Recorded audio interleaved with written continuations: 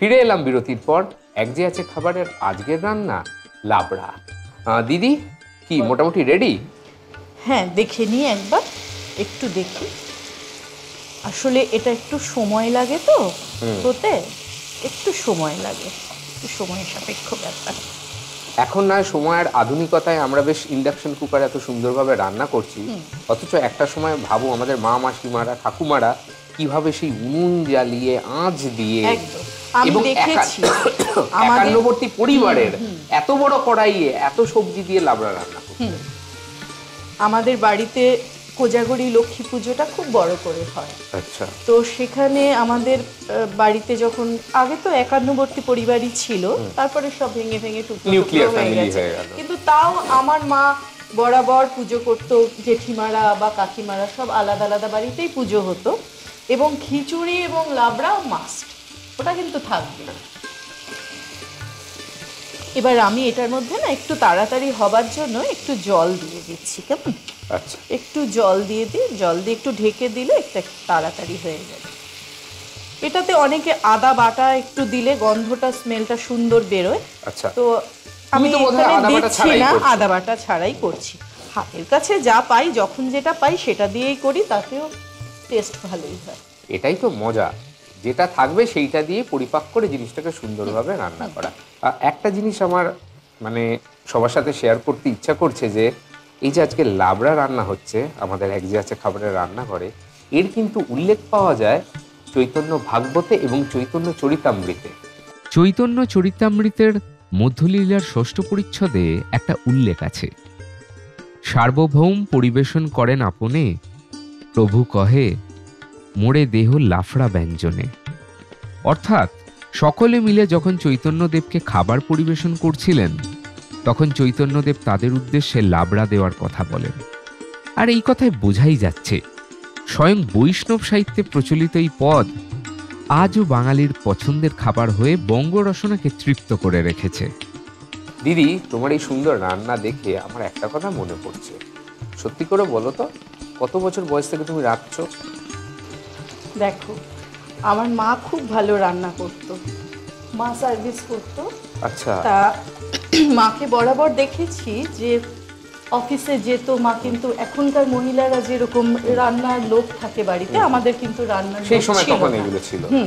তো মা অফিসে যেত, মা কিন্তু সমস্ত রান্না টান্না করে তারপরে অফিসে যেত। তো ফিরতে মার একটু রাত হতো, মা ব্লকে চাকরি করতেন, SC/ST ইন্সপেক্টর ছিলেন মা। তো ফিরতে দেরি হতো, তো আমি তখন ক্লাস 11-12-এ পড়ি। আমার মনে হতো যে মার খুব কষ্ট হবে, ফিরে আবার রান্না করতে হবে, বাবা অফিস থেকে ফিরবে। তো আমি খুব আগ্রহী ছিলাম, আমি রান্নাঘরে গিয়ে রান্না করতাম। প্রথম পারিনি, বকুনিও খেয়েছি খুব, যে পড়াশুনো ছেড়ে কেন রান্নার মধ্যে আসছিস। তারপরে আস্তে আস্তে শিখে গেছি, কেননা আমি নিজে রান্না করতে ভালোবাসি, রান্না করে কাউকে খাওয়াতেও খুব ভালোবাসি, নিজেও খেতে ভালোবাসি।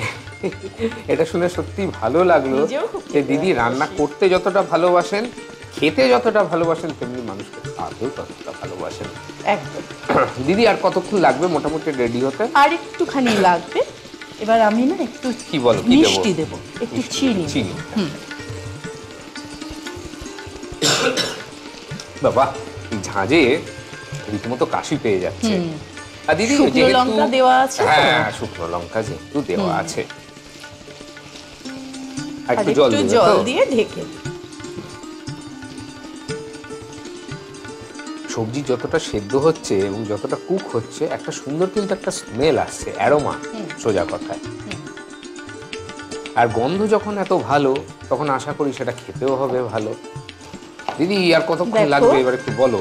এই তো এবার হয়ে এসছে, এবার একটু ঢাকা দিই, ঢাকা রাখি। একটু সময় লাগবে, 2-3 মিনিটের মধ্যে হয়ে যাবে। এই লাবড়া বা ছ্যাঁচড়া বলতে বলতেই মনে হয় যে এই জিনিসগুলো যেন বাঙালিরই সেই একান্নবর্তী পরিবারের গল্প। বিভিন্ন জনে মিলে যখন একসঙ্গে থাকা, তার সুর আলাদাভাবে প্রাণে বেজে ওঠে।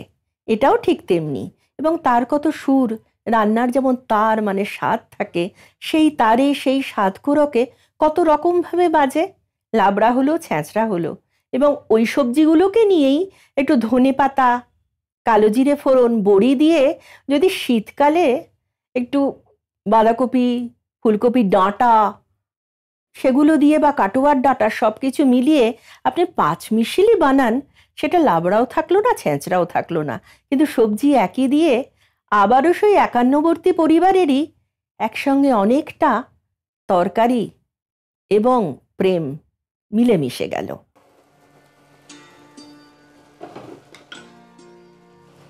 দিদি, আমার কেন জানি না মনে হচ্ছে তোমার বোধহয় কোনো একটা কিংবা দুটো বোধহয় উপকরণ এখনো এতে অ্যাড করা বাকি। একদম ঠিক বলেছো সায়ন, আমার এটাতে একটু ভাজা মশলা দেব। হ্যাঁ, আমি তাই ভাবি ভাজা ভাজা মশলা মশলাটা? এখনো অব্দি দাওনি, সেটা আমি খেয়াল করলাম।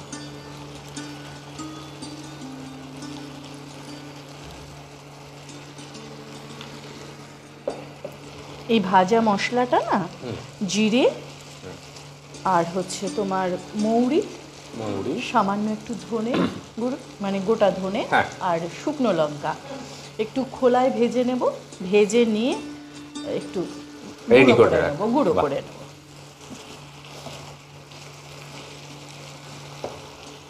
এবার আর একটুখানি ঢেকে দেবো। হ্যাঁ, মানে মশলাটা খানিকক্ষণ আর দেওয়া একটু এটা হয়েছে, ফুটুক। এটা আর একটু ফুটুক।